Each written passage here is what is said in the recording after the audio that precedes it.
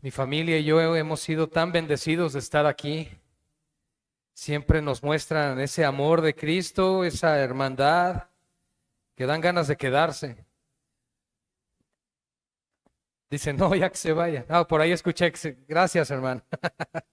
Gloria al Señor, gloria a Cristo. Y bueno, hermanos, la verdad es que hemos conocido, le hemos puesto rostro físico a las fotografías del Facebook, en muchos casos, preciosos hermanos que estamos conociendo y algunos otros que ya nos conocíamos, nos hemos dado un fraterno abrazo en el Señor y damos gracias a Dios por esa oportunidad que nos da de estar aquí una vez más con ustedes y creo que hemos sido muy bendecidos con los mensajes que el Señor ha dispuesto en los corazones de los diferentes predicadores para ser edificados durante este fin de semana. Y gracias a Dios que nos permite continuar en este tenor, en esta noche, con el propósito de seguir exaltando a Cristo. Este congreso, sabemos que se llama, ¿cómo? Somos de Cristo. Pero el título de este congreso en específico es Todo apunta a Cristo. Y ese es el objetivo que hemos buscado y confiamos en que, aun si nosotros fallamos, el Espíritu Santo no. Y Él apunta toda enseñanza, toda instrucción hacia Cristo, hacia la gloria de aquel unigénito que vino a ser entregado por nosotros, ofrecido por disposición propia, por amor a aquellos que no lo merecemos. Esa es la realidad, hermanos. Y en esta noche quiero abordar un versículo del cual desglosaremos con otros versículos, por supuesto. Y es el misterio de la piedad. Quiero por favor que me acompañen a Primera de Timoteo, capítulo 3, versículo 16. Sabemos que hay algunos 3:16 dentro del Nuevo Testamento que son de gran impacto y de bendición a la iglesia. Y este es uno de ellos. Y este misterio de la piedad que vamos a leer a continuación, tuve la oportunidad de predicarlo en la iglesia que pastoreo en Tulancingo. Hace aproximadamente un mes, dentro de una serie de cristología que estamos dando, precisamente considerando que aunque ciertamente la mayoría de la cristiandad entiende que Jesús no nació en diciembre, ciertamente es bueno recordar, aunque lo hacemos todos los días, en una temporada del año, lo que Él ha hecho. Porque no tendríamos su muerte sin su nacimiento. Y por lo tanto, hermanos, es bueno recordar también lo que Él hizo por nosotros. Y en esta serie de Cristología, el Señor inclinó mi corazón en su momento a estudiar este versículo de 1 Timoteo 3:16, que precisamente el apóstol Pablo, escribiendo en esta carta pastoral a Timoteo, le recuerda lo grande que es el misterio de la piedad. Y es lo que vamos, con la ayuda del Señor, a estudiar en esta ocasión. Dice la palabra del Señor: e indiscutiblemente grande es el misterio de la piedad. Dios fue manifestado en carne, justificado en el Espíritu, visto de los ángeles, predicado a los gentiles, creído en el mundo, recibido arriba en gloria. Que nuestro Señor añada bendición a su palabra. Hermanos, lo primero que quiero que podamos definir es qué significa piedad, cuál es el significado de la piedad. Y una definición de diccionario es tan sencilla como lo siguiente: virtud que inspira por el amor a Dios, tierna devoción a las cosas santas y por el amor al prójimo, actos de amor y compasión. Lo voy a volver a mencionar ya que es importante entender lo que implica piedad, por lo que Dios nos revela en su palabra, es lo contrario a la impiedad. Cuando nosotros no conocemos de Cristo, somos impíos, sin piedad de nosotros. Por lo tanto, cuando venimos a ser del Señor, ahora somos piadosos. Y la Escritura nos llama a crecer en la piedad, a esforzarnos, a ser entrenados en la piedad. Así que vuelvo a dar la definición, hermanos: virtud que inspira por el amor a Dios. Todo comienza y todo inicia con nuestro amor hacia Dios. Y lo que inspira es una tierna devoción a las cosas santas. Es decir, todo aquello que Dios aprecia, todo aquello a lo que Dios le da valor, para nosotros viene a ser tan valioso y tan preciado que inclinamos nuestro corazón y nuestros afectos con una tierna devoción hacia ello. Simple y sencillamente porque Dios lo aprecia y Dios lo ama. Y a su vez, esta virtud piadosa nos lleva a que por el amor al prójimo que tenemos, a tener actos de amor y compasión. Así que crecer en la piedad, ejercitarnos en la piedad, todo tiene su raíz en el amor que tenemos por Dios, para Dios, y a su vez el amor que Dios tiene por su iglesia y por su pueblo. Una de las manifestaciones más visibles del amor entre los miembros del cuerpo de Cristo es precisamente cuando estamos preocupados y ocupados los unos por los otros. De esta manera mostramos que somos discípulos del Señor Jesucristo. Si nosotros somos capaces de guardar rencor, de guardar de alguna manera odio en nuestro corazón contra otra persona, el amor de Dios no se estaría manifestando y no nos estaríamos ejercitando en la piedad. Solo les estoy dando un ejemplo de cuál es la meta, el lugar al cual Dios nos está llamando en Cristo, de poder reflejar en todo momento una virtud de piedad. Eso es algo que nosotros podemos entender, porque tenemos que extraer también un principio aplicativo de esta enseñanza a nuestras vidas. Pero vamos a apuntar y dirigir esto hacia la gloria de Dios con el objetivo de que veamos cada vez más precioso al Señor Jesucristo. Hermanos, lo primero que nos dice en el versículo 16 es que es indiscutible el hecho de que es grande el misterio de la piedad. Démonos cuenta la palabra que está utilizando el apóstol Pablo aquí. E indiscutiblemente, no hay discusión alguna, no hay un punto donde entre la objeción acerca de la grandeza del misterio que fue revelado en el Nuevo Testamento. Nosotros entendemos que el misterio del Evangelio fue revelado en el Nuevo Testamento, ya se habló de esto a lo largo de las exposiciones, pero debemos de entender que el misterio se revela de la siguiente forma: Cristo en nosotros, la esperanza de gloria. Y asimismo que los gentiles somos coherederos con los judíos, salvos, claro, en el Señor. Esto es algo importante, hermanos. Perdón que se me movió un poquito el micrófono. Entonces, la virtud que nosotros debemos manifestar viene a ser el reflejo y el resultado de la gracia en la cual nosotros ahora vivimos. En el Antiguo Testamento todo era sombra, tipo y figura de lo que vendría a ser el cumplimiento en el Nuevo Testamento. Y por lo tanto, hermanos, algo que podemos darnos cuenta que es importante es que el misterio de la piedad no es en sí misterioso porque Dios sea alguien misterioso o porque quiere reservarse en ese sentido, sino porque Dios lo ocultó en su momento para ser revelado eventualmente por el Espíritu Santo enviado del cielo. Ciertamente el Espíritu de Dios mora entre los hombres, claro, desde el principio de la creación. Él es Dios. Bien nos identifica, y lo cité en mi exposición anterior, el apóstol Pablo predicando en el Areópago en Grecia. Él dice, en Él vivimos, nos movemos y somos. Identifica toda la creación dentro de Dios, pero a su vez Dios es santo, separado, apartado de todo aquello que cayó.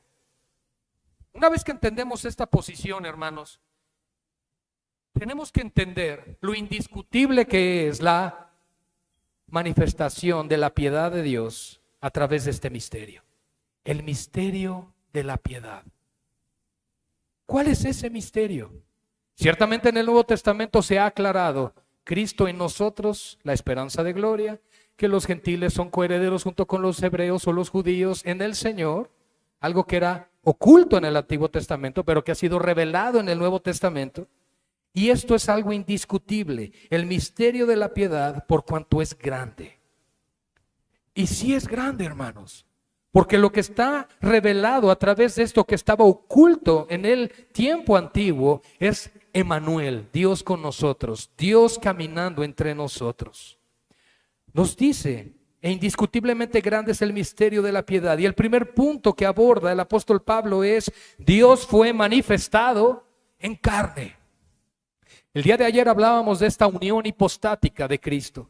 Las dos naturalezas, 100% hombre y 100% Dios en un solo ser. Por eso nosotros leemos en las Escrituras que Jesús crecía en sabiduría, en el temor del Señor, que Jesús se cansaba, que tenía hambre, que tenía necesidad de dormir, porque la parte humana de Jesús era 100% hombre. Y esa encarnación fue se manifestó en la carne. Y fue necesaria esta manifestación, y los elementos que vemos en el misterio de la piedad nos está hablando precisamente del plan redentor de Dios desde la eternidad. El día de ayer yo les hablaba de Génesis 3, Cristo, el Mesías prometido, y les hablaba de la continuación de esta promesa a través de aquello que era un misterio en el Antiguo Testamento, de lo cual profetizaron, anunciaron, hablaron los profetas. En el Nuevo Testamento viene a ser esa sustancia y el cumplimiento perfecto de todo lo que Dios anticipó. Así que el misterio de la piedad, hermanos, es grande. Y es grande porque tiene que ver con la encarnación del Hijo de Dios. Tiene que ver con el poder de Dios hecho hombre, el poder de Dios manifestado. Y por lo tanto, hermanos, ruego que de verdad podamos verlo como lo dice la Escritura, como algo grande. Ahora, ¿tienes una diferencia o un punto a discutir con respecto a este punto? La realidad, en cuanto a este versículo, la realidad es que nosotros no podríamos discutirlo ni debatirlo con nadie, ni siquiera con Dios, porque claramente el apóstol Pablo, quien se persuadió de su salvación, que al escribir a su discípulo Timoteo también le dijo: tú sabes a quién has creído y te persuadiste. De la misma forma, hermanos, el apóstol Pablo está diciendo: toda la iglesia del Señor Jesucristo jamás debe dudar de un hecho indubitable, es decir, de un hecho que es verdad y absoluta verdad por la veracidad del Dios que lo respalda, en el hecho de que Jesús, el Hijo de Dios, se hizo hombre. Dios fue manifestado en carne. Y una de las doctrinas heréticas que se introdujeron en el primer siglo fue el ascetismo, precisamente, que negaban también la existencia de Jesús como un cuerpo. Y hermanos, esto es algo que aún en el día de hoy se duda. Si Jesús es realmente Dios, si Jesús realmente pertenece a la Trinidad, porque tenemos por un lado a los testigos de Jehová que nos están diciendo ciertamente Jehová Dios creó a Jesús y todo lo que existe fue creado a través de Jesús, pero Cristo fue la primera creación de Jehová. Tenemos a los mormones que nos presentan a Jesús como si fuese el ángel Moroni, y además de que es primo hermano de Satanás.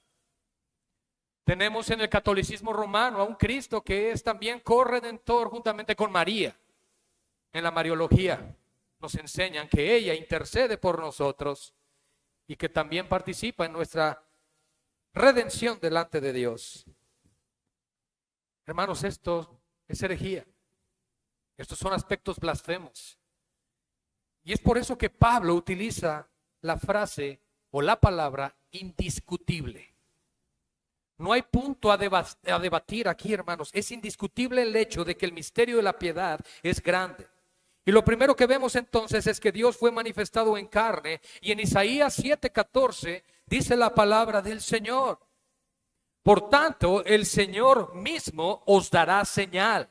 He aquí, la Virgen concebirá y dará a luz un hijo y llamará su nombre Emmanuel. Así que la encarnación era un misterio del Antiguo Testamento, profetizado, anunciado, pero no sabían cómo iba a ser el cumplimiento de esto hasta que sucedió. Es impresionante ver cómo Dios movilizó incluso toda una nación para que pudiese llevarse a cabo el censo en Jerusalén. La ciudad de Belén era tan pequeña que no podía ser censada, y por lo tanto fue necesario que los moradores de Belén se movilizaran a Nazaret. Hermanos, esto no es casualidad. Dios movió todos estos aspectos para que las profecías dadas acerca de su Hijo tuvieran cumplimiento. Y hermanos, cuando nosotros nos acercamos a las Escrituras y vemos la profecía bíblica, no debemos verlo solamente como algo impresionante, sino como la confirmación de Dios de la verdad de su palabra. Porque ese tiene el propósito también, ese es el propósito también, de la profecía. que nosotros podamos entender de una manera clara y precisa que Dios es veraz. Ese es uno de sus atributos. Se hablaba acerca de los atributos de Dios y la necesidad que hay de enseñarlos a la iglesia. Y hermanos, Dios no miente. Por tanto, el Señor mismo os dará señal. Hermanos, es una señal que viene de parte de Dios. La encarnación de Cristo no es un invento de humanos, no es una buena historia contada a lo largo de los siglos. Estamos hablando del plan redentor de Dios, donde Dios está revelando a su Hijo y Él anticipó el hecho y el tiempo de su llegada. Y además nos revela que su nombre sería Emmanuel, y claramente en el Nuevo Testamento se nos revela que la traducción es Dios con nosotros. En Mateo capítulo 1, 18 al 23, si están tomando notas, lo leeré a continuación. El nacimiento de Jesucristo fue así. Me encanta cómo narra aquí Mateo en su evangelio el nacimiento de Cristo, y que además le da certeza al decir, el nacimiento de Jesús fue así. Estando desposada María, su madre, con José, antes que se juntasen, se halló que había concebido del Espíritu Santo. José, su marido, como era justo y no quería infamarla, quiso dejarla secretamente. Y pensando él en esto, he aquí un ángel del Señor le apareció en sueños y le dijo: José, hijo de David, no temas recibir a María tu mujer, porque lo que en ella es engendrado del Espíritu Santo es. Y dará a luz un hijo y llamará su nombre Jesús, porque él salvará a su pueblo de sus pecados. Y vean lo que dice a continuación: todo esto aconteció para que se cumpliese lo dicho por el Señor por medio del profeta. Todo lo que acontece en el Nuevo Testamento tiene el propósito de confirmar que lo que Dios dijo era verdad. Y hermanos, nosotros vivimos hoy por fe, no por vista. No vivimos por lo que sucede, sino por lo que Dios ya hizo. La palabra de Dios está plena, es completa y es perfecta tal cual ha sido revelada. Y nuestra fe debe estar depositada en las Escrituras. Y llamará su nombre Emmanuel, dice al final del verso 23, que traducido es Dios con nosotros. Sabemos que cronológicamente Mateo no fue el primer evangelio escrito, sino Marcos. Mateo y Lucas utilizan a Mateo Marcos fue el primer evangelio, Mateo y Lucas utilizan a Marcos como una referencia. Sin embargo, aquí Mateo, el evangelista, está extrayendo la profecía de Isaías, la está trayendo a la luz en el Nuevo Testamento con el propósito de confirmarnos que el nacimiento de Cristo fue el cumplimiento de una profecía dada 750 años antes por Isaías. Hermanos, a veces perdemos la capacidad de sorprendernos de la palabra de Dios. No lo estoy diciendo en este momento porque busque yo una respuesta, sino porque la realidad es que a veces vamos a las Escrituras con cierta incredulidad. Pero el propósito de Dios es que cuando tú y yo vayamos y abramos nuestras Biblias y cambiemos de hoja tras hoja y podamos ver en las líneas las maravillas de Cristo, en cada una de estas filas que conforman la estructura gramatical de las Escrituras, podamos ver nosotros cómo brilla el Señor Jesucristo en cada una de ellas. Y la profecía tiene ese propósito. Tiene ese propósito.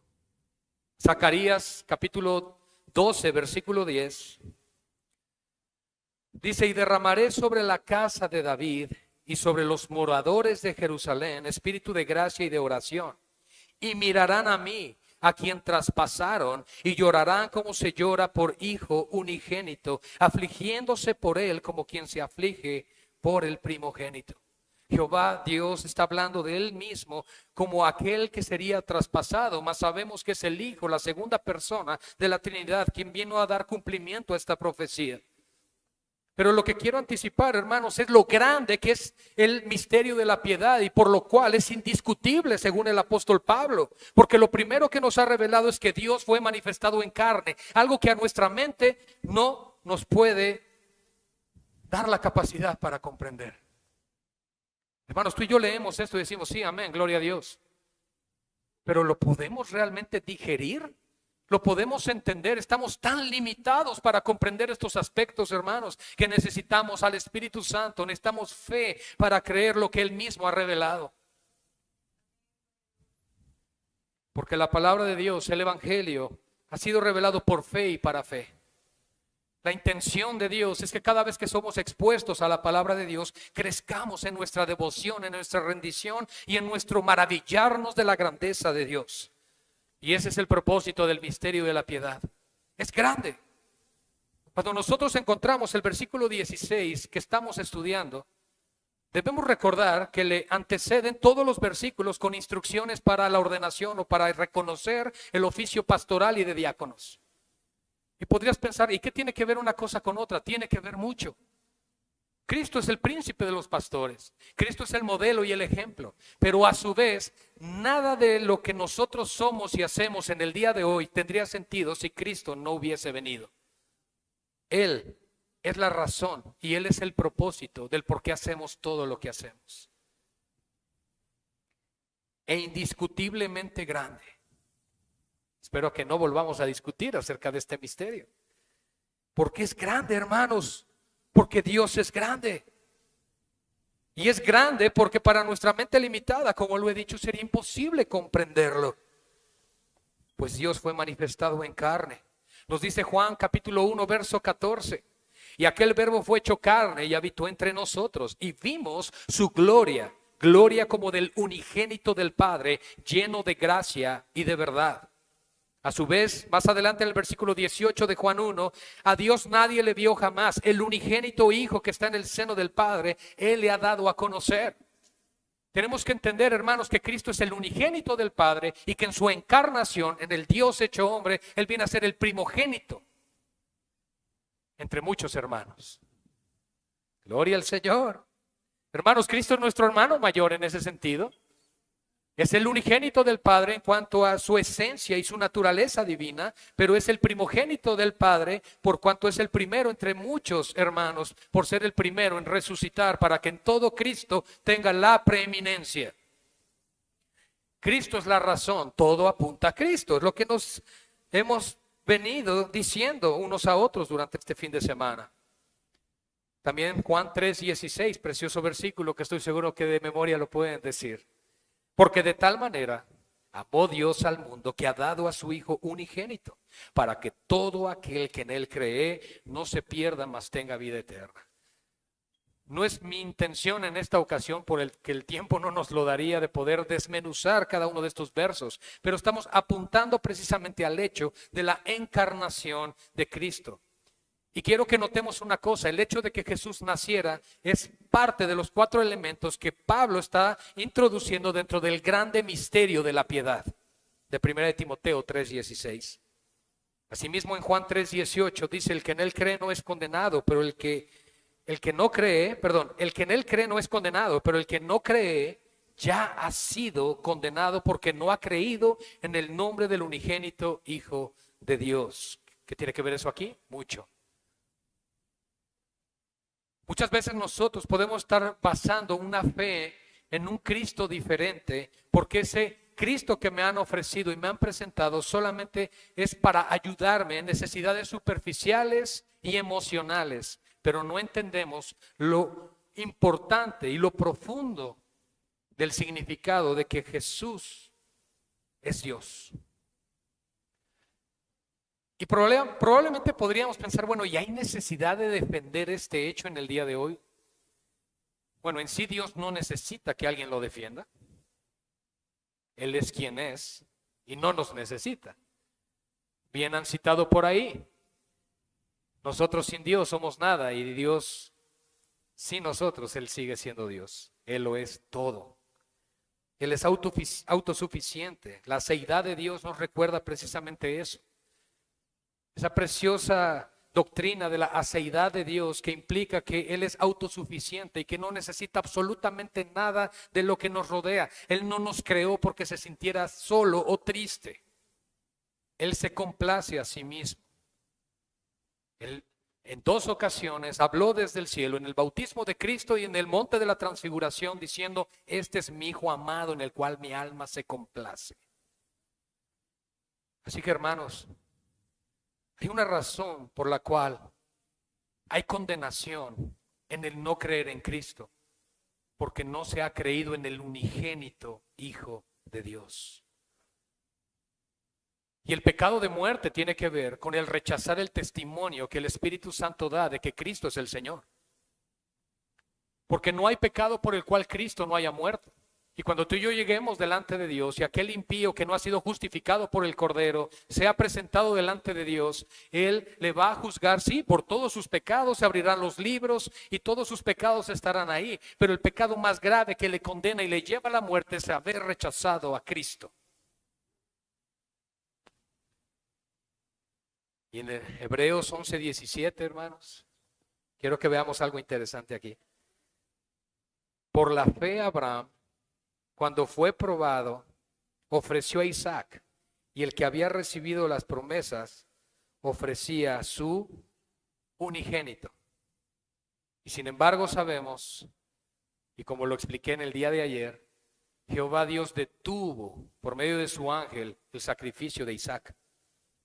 Y Dios se proveyó entonces de un cordero sustituto para ser ofrecido, pero no solo por Abraham, Isaac y Jacob, sino por todos nosotros, aquellos que alcanzaremos la salvación en Cristo Jesús. Y en 1 de Juan, capítulo 4, verso 9, quiero que notemos esto. En esto se mostró el amor de Dios para con nosotros, en que Dios envió a su Hijo unigénito al mundo para que vivamos por Él. Así que el primer elemento del misterio de la piedad es tan importante y tan relevante que no tendría cumplimiento el resto de ello.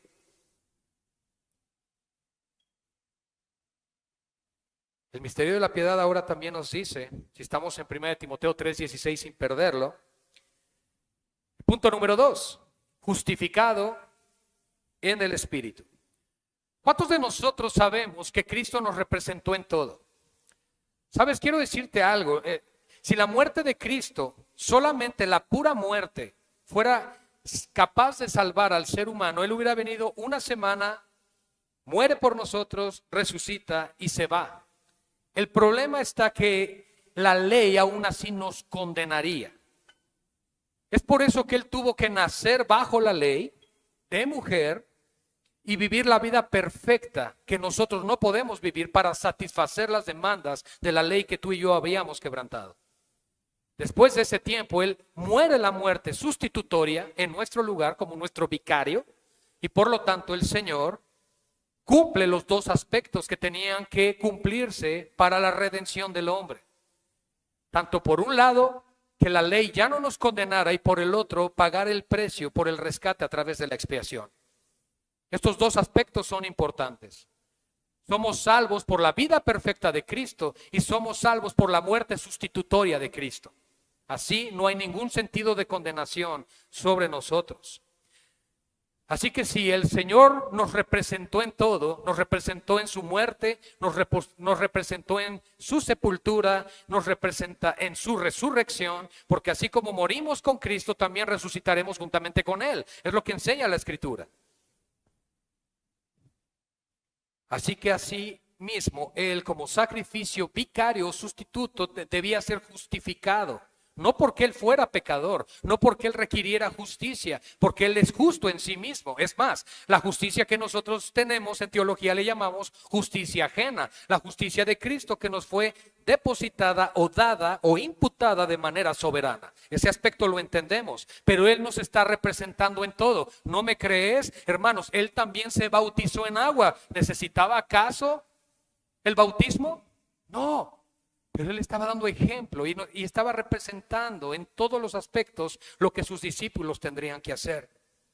En Isaías 53:11, hermanos, dice lo siguiente: verá el fruto de la aflicción de su alma y quedará satisfecho. Por su conocimiento justificará a mi siervo justo a muchos y llevará las iniquidades de ellos. El Hades no le puede retener. Es cierto, claro, Dios no puede morir. Dios no puede ser tentado. Eso nos lo enseña Santiago, capítulo 1.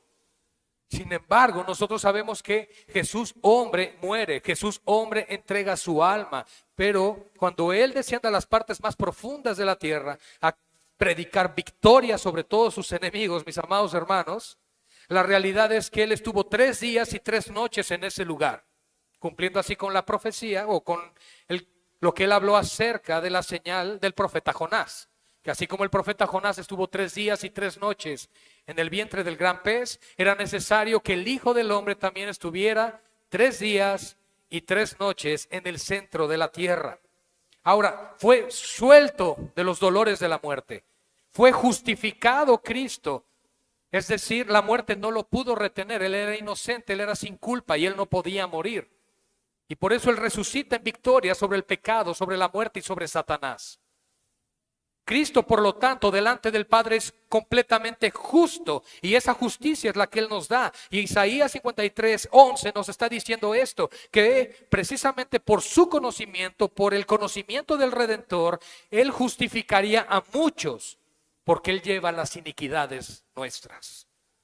Y en Hechos 2:22 al 27, dice el apóstol Pedro en ese sermón inaugural de la iglesia: varones israelitas, oíd estas palabras, Jesús Nazareno, varón aprobado por Dios entre vosotros con las maravillas, prodigios y señales que Dios hizo entre vosotros por medio de él, como vosotros mismos sabéis. Escuchen, a este entregado por el determinado consejo y anticipado conocimiento de Dios, que es la presciencia que encuentras en 1 Pedro 1:3, prendisteis y matasteis por manos de inicuos, crucificándole, al cual Dios levantó, sueltos los dolores de la muerte, por cuanto era imposible que fuese retenido por ella. Aleluya.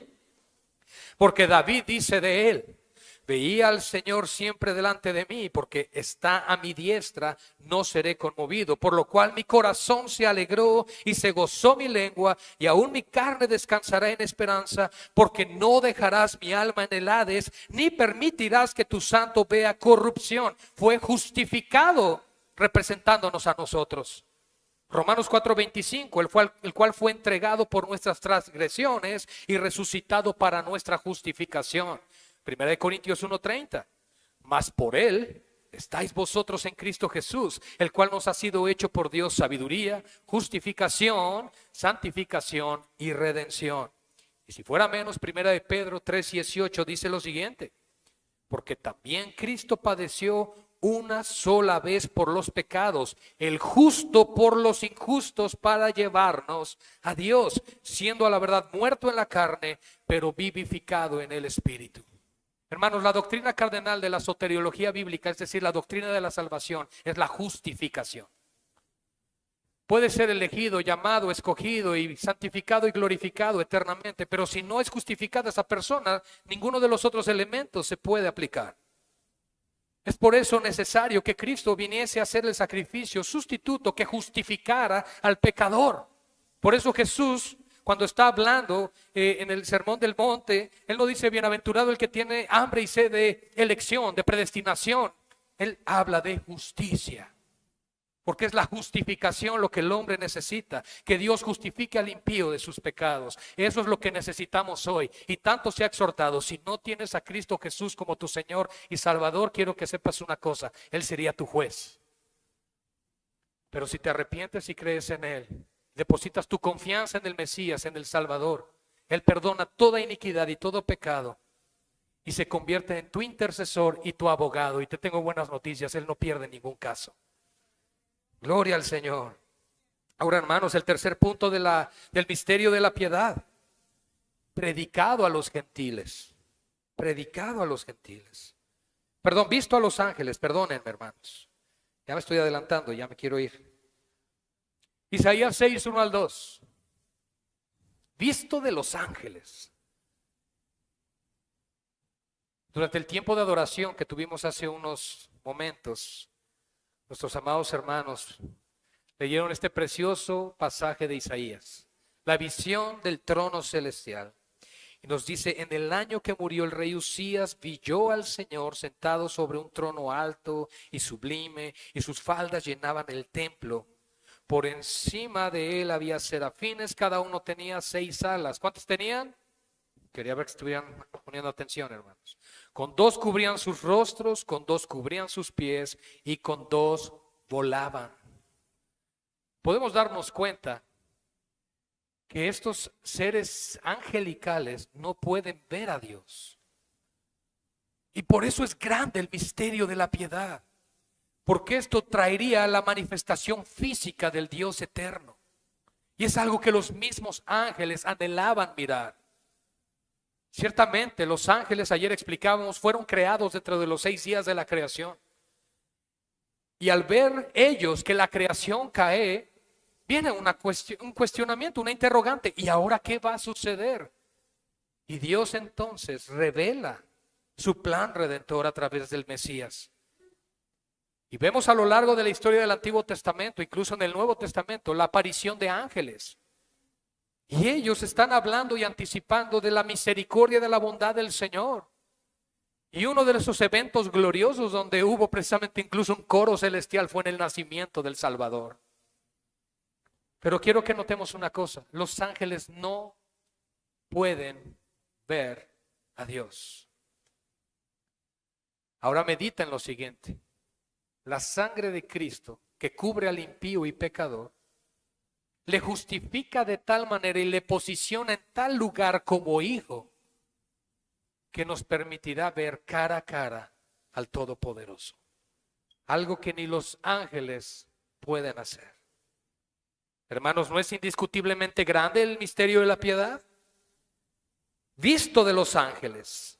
En Hebreos capítulo 1, versos 5 al 13, que sabemos que este primer capítulo tiene el objetivo de mostrarnos a Cristo superior a los ángeles, nos dice así: porque ¿a cuál de los ángeles dijo Dios jamás: mi hijo eres tú, yo te he engendrado hoy? Y otra vez: yo seré a él padre y él me será a mí hijo. Y otra vez, cuando introduce, noten esto, hermanos, cuando introduce al primogénito, no al unigénito, está hablando entonces primogénito cuando introduce a Cristo encarnado. Cuando introduce al primogénito en el mundo, dice: adórenle todos los ángeles de Dios. Ciertamente de los ángeles, dice, el que hace a sus ángeles espíritus y a sus ministros llama de fuego. Mas del Hijo dice: tu trono, oh Dios, por el siglo del siglo. Cetro de equidad es el cetro de tu reino. Has amado la justicia y aborrecido la maldad, por lo cual te ungió Dios, el Dios tuyo, con óleo de alegría más que a tus compañeros. Y tú, oh Señor, en el principio fundaste la tierra y los cielos son obra de tus manos. Ellos perecerán, mas tú permaneces, y todos ellos se envejecerán como una vestidura, y como un vestido los envolverás y serán mudados. Pero tú eres el mismo, y tus años no acabarán. Pues ¿a cuál de los ángeles dijo Dios jamás: siéntate a mi diestra hasta que ponga por estrado a tus enemigos a tus pies? Wow. Hermanos, esto es algo impresionante. Esto es algo impresionante. Dentro de la doctrina trinitaria se habla de la subordinación del Hijo. El Hijo siempre ha sido Hijo.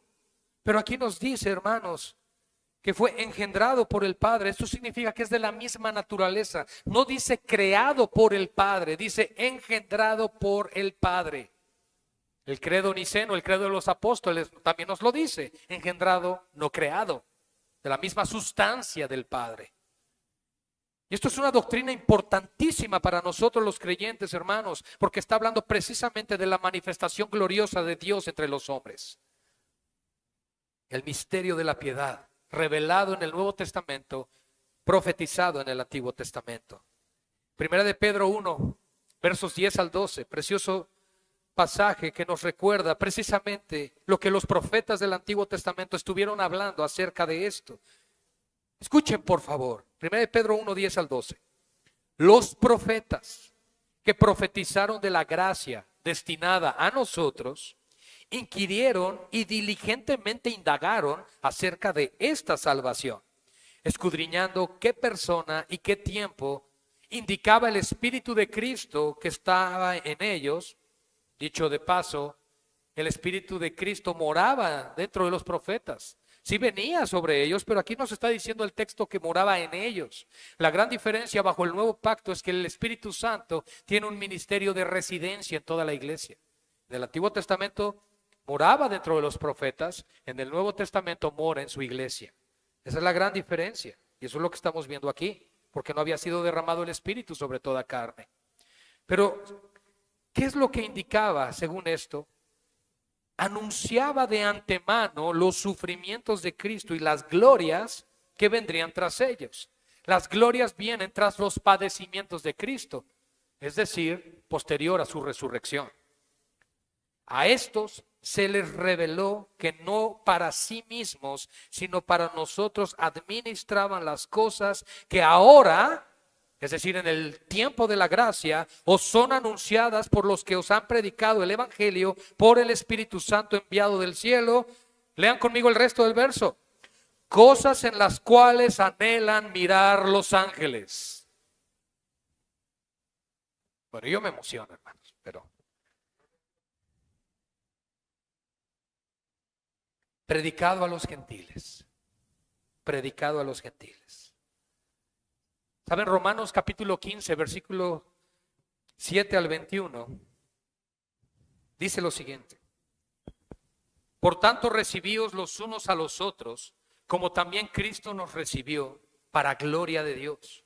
Pues os digo que Cristo Jesús vino a ser siervo de la circuncisión para mostrar la verdad de Dios, para confirmar las promesas hechas a los padres y para que los gentiles glorifiquen a Dios por su misericordia, como está escrito. Por tanto, yo te confesaré entre los gentiles y cantaré a tu nombre. Y otra vez dice, alegraos gentiles con su pueblo. Y otra vez, alabad al Señor todos los gentiles y magnificadle todos los pueblos. Y otra vez dice Isaías, aunque estamos leyendo Romanos, estará a la raíz de Isaí. Isaí sabemos que es el padre de David. Y por lo tanto el Mesías vendría de la tribu de Judá y vendría del linaje del rey David. Y el que se levantará a regir a los gentiles, los gentiles esperarán en él. Y el Dios de esperanza os llene de todo gozo y paz en el creer, para que abundéis en esperanza, por el Espíritu Santo. Pero estoy seguro de vosotros, dice Pablo, hermanos míos, de que vosotros mismos estáis llenos de bondad, llenos de todo conocimiento, de tal manera que podéis amonestarlos los unos a los otros. Mas os he escrito, hermanos, en parte con atrevimiento, como para haceros recordar, por la gracia que de Dios me es dada, para ser ministro del Señor Jesucristo a los gentiles, ministrando el Evangelio de Dios, para que los gentiles les sean una ofrenda agradable, santificada por el Espíritu Santo. Escucha lo siguiente. Tengo pues de qué gloriarme en Cristo Jesús en lo que a Dios se refiere, porque no osaría hablar sino de lo que Cristo ha hecho por medio de mí para la obediencia de los gentiles, con la palabra y con las obras, con potencia de señales y prodigios en el poder del Espíritu de Dios. De manera que desde Jerusalén y por los alrededores hasta Ilírico, todo lo he llenado del Evangelio de Cristo. Era como un pastor Charlie, pero a toda la potencia. Y de esta manera me esforcé a predicar el Evangelio, no donde Cristo ya hubiese sido nombrado, para no edificar sobre fundamento ajeno, sino como está escrito, aquellos a quienes nunca les fue anunciado acerca de él, verán, y los que nunca han oído de él, entenderán. Predicado a los gentiles. Nosotros vemos entonces que grande es el misterio de la piedad. Y es indiscutible, hermanos. ¿Por qué? Porque nos está revelando el corazón del Evangelio. El primer elemento que nos dio es la encarnación de Cristo. El segundo elemento es precisamente la justificación que Cristo ganó para nosotros. El tercer elemento, ¿cuál fue, hermanos? Que los ángeles pudieron ver el plan redentor, el cumplimiento de las profecías en Cristo. 4, ha sido predicado entre los gentiles. 5, creído en el mundo. Acompáñenme a esto, por favor, en Juan 17, versos 6 al 8. Dice la palabra del Señor. Esta preciosa oración sacerdotal de intercesión de Cristo, donde Él oró por nosotros en extensión, iglesia. Y miren lo que dice, 17 de 6 al 8 del Evangelio de Juan. He manifestado tu nombre a los hombres que del mundo me diste. Tuyos eran y me los diste y han guardado tu palabra. Miren, en torno de qué gira todo, de la palabra de Dios y del ministerio de Cristo. Hermanos, Jesús dijo, porque separados de mí, nada podéis hacer.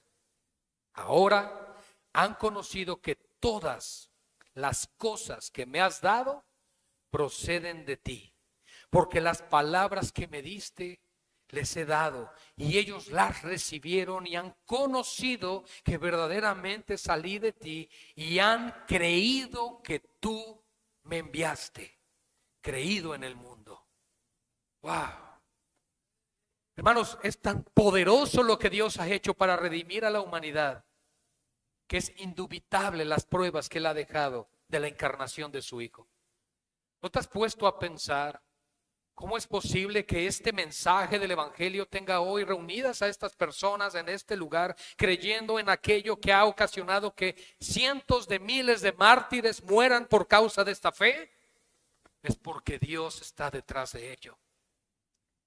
Y es porque Él ha dado de su espíritu a su iglesia, que inclina nuestros afectos y nuestro corazón a creer con todo nuestro corazón que todo lo que Dios ha dicho es verdad.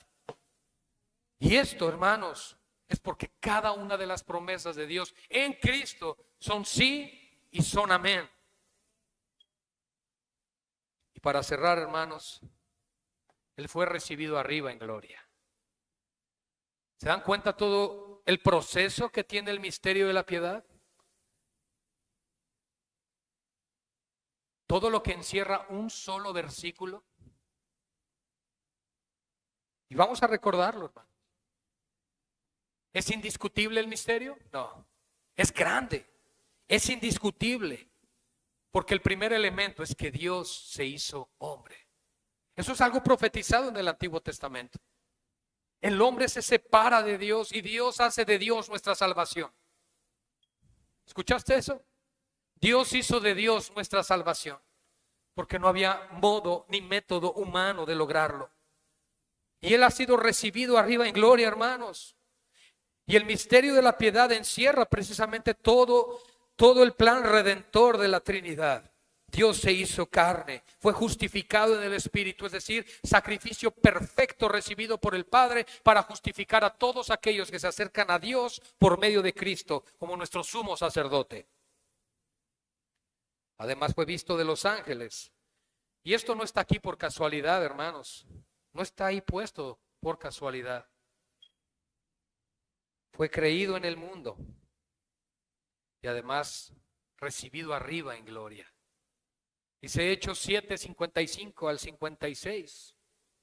Pero Esteban, ¿recuerdan quién fue Esteban, hermanos? El primer mártir de la iglesia, ¿verdad? Lleno del Espíritu Santo, puestos los ojos en el cielo. Vean esto, escuchen por favor. Vio la gloria de Dios y a Jesús que estaba a la diestra de Dios. Hermanos, ¿se imaginan la confianza que hubo en el corazón de Esteban, que en pleno momento de martirio, dolor y sufrimiento, por causa de su fe en Cristo, lo viera sentado a la diestra del Padre? Él simple y sencillamente pudo decir: Señor, vale la pena morir por ti, porque has vencido, porque estás en el trono, porque eres quien dices ser, eres el Rey, eres el Señor sobre todas las cosas. Gloria a Dios. Y entonces vio los cielos abiertos y al Hijo del Hombre que está a la diestra de Dios. Hermanos, ahí está Cristo, sentado a la diestra de su Padre, porque Él consumó la obra. Tetelestai, consumado es. Todo lo que necesitas para tu salvación se encuentra en mí, dice el Señor. No pongas tus ojos ni tu esperanza en las riquezas. No pongas tus ojos ni la esperanza en carne y sangre. Pon tus ojos en aquel que resucitó de entre los muertos y está sentado a la diestra del Padre y que además intercede por nosotros. Efesios 1, 15 al 23. Me dirijo al final de mi mensaje. Falta como media hora entonces. Por esta causa también yo, dice el verso, por esta causa también yo, El apóstol Pablo, escribiendo a la iglesia de Éfeso, habiendo oído de vuestra fe en el Señor Jesús y de vuestro amor para con todos los santos, no ceso de dar gracias por vosotros, haciendo de memoria de vosotros en mis oraciones, para que el Dios de nuestro Señor Jesucristo, el Padre de gloria, os dé, escuchen por favor, espíritu de sabiduría y de revelación en el conocimiento de Él, alumbrando los ojos de vuestro entendimiento, para que sepáis cuál es la esperanza a la que Él nos ha llamado y cuáles son las riquezas de la gloria de su herencia en los santos. ¿Y cuál es la supereminente grandeza de su poder para con nosotros los que creemos, según la operación del poder de su fuerza, la cual operó en Cristo? Y ahora escuchen lo que dice a continuación: resucitándole de los muertos y sentándole a su diestra en los lugares celestiales, sobre todo principado, sobre toda autoridad y poder y señorío, y sobre todo nombre que se nombra, no solo en este siglo, sino también en el venidero. Y sometió todas las cosas bajo sus pies, y lo dio por cabeza sobre todas las cosas a la iglesia, la cual es su cuerpo, la plenitud de aquel que todo lo llena en todos. Hermanos, Él fue recibido arriba en gloria, porque todo lo que Él hizo fue perfecto. Y Dios lo aceptó, Dios lo recibió. La resurrección es la garantía de que el sacrificio fue acepto. Wow. Oh, hermanos, en esa misma visión celestial, Isaías ve a Jehová de los ejércitos. Dice: soy hombre muerto. Soy hombre muerto porque mis ojos han mirado a Jehová de los ejércitos. Y estaba precisamente el altar encendido, con el carbón encendido, lo cual significa que ahí se ofreció un sacrificio. Y la única manera de que Isaías pudiera hablar en el nombre del Señor es que su pecado le fuera quitado, es decir, que fuese justificado. Y la narrativa de Isaías dice que un ángel tomó con unas tenazas un carbón encendido del altar y vuela hacia donde está Isaías y le toca sus labios, su pecado le es quitado y entonces puede ahora sí hablar en el nombre del Señor. Pero quiero que notes una cosa: el sacrificio que está en el altar, que representa el tabernáculo celestial, es Cristo. Y un ángel, un ser creado, no lo puede tocar con una mano. Fue necesario un instrumento para no adulterar, para no contaminar el sacrificio perfecto. Y fue llevado del altar a los labios de Isaías y pudo hablar. Hermanos amados, el evangelio poderoso del Señor Jesucristo nos ha revelado que ese sacrificio fue ofrecido por nosotros. Y ese sacrificio es perfecto, sin mancha, sin contaminación, no adulterado, con el propósito de justificar y limpiar al pecador por completo. Y después de eso, sentarse a la diestra del Padre, habiendo sido recibido en gloria para la alabanza eterna de su iglesia. Oh, hermanos, gloria a Cristo por su obra redentora, porque el Señor obró y orquestó todas estas cosas para ti y para mí. Nunca te sientas inferior, nunca te sientas menos, porque si tu identidad está en Cristo, estás con el vencedor. Eso dice su palabra. No estoy hablando de un evangelio motivacional, estoy diciendo que aquel que está en Cristo es más que vencedor, porque Él nos amó de tal manera que murió y resucitó por nosotros. Y cierro con Juan 17, 24 al 26, hermanos. ¿Cuál es el anhelo de nuestro Señor? Acabamos de leer en Efesios que Cristo nos ha sido dado por todos como cabeza de la iglesia. Él es la autoridad, Él es el que guía, Él es el que rige. El cuerpo no dice hacia dónde ir, la cabeza es la que dirige al cuerpo. Pero ahora quiero que notemos una cosa, porque hay un anhelo profundo en el corazón de Cristo. Ciertamente todo lo que hemos visto hasta ahora debería ser lo suficientemente impactante para quebrantar nuestro corazón y decir: Señor, perdóname si no te he amado y servido como tú lo mereces, después de entender todo lo que tú has hecho, porque grande e indiscutible es el misterio de la piedad. Y no termina ahí. Entonces vean lo que dice el Señor en un clamor a su Padre: Padre, aquellos que me has dado. ¿Dónde están los de Cristo? Hermanos, está hablando de nosotros. Aquellos que me has dado, quiero. Escucha esa palabra que dice Jesús: yo quiero esto, Señor. Quiero que donde yo estoy, también ellos estén conmigo. Ese es su amor por ti. Ese es su sacrificio por ti. Porque Él anhelaba ver este linaje a su lado por la eternidad. Quiero que estén conmigo. Ahora imagina el clamor de Cristo ahí, a punto de ser llevado a uno de los peores martirios. Y no me refiero a la cruz, sino a recibir la ira de su Padre. Dice: para que vean mi gloria que me has dado. Wow. Señor, yo quiero que los que tú me diste vengan aquí conmigo para que vean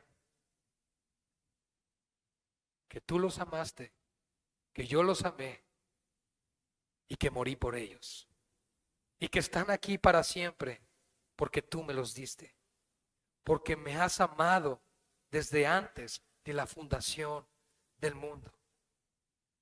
Padre justo, el mundo no te ha conocido, pero yo te he conocido, y estos han conocido que tú me enviaste. Y les he dado a conocer tu nombre, y lo daré a conocer aún, para que el amor con que me has amado esté en ellos y yo en ellos. El misterio de la piedad, mis amados hermanos, se resume a que seamos uno con Cristo, así como Cristo es uno con su Padre.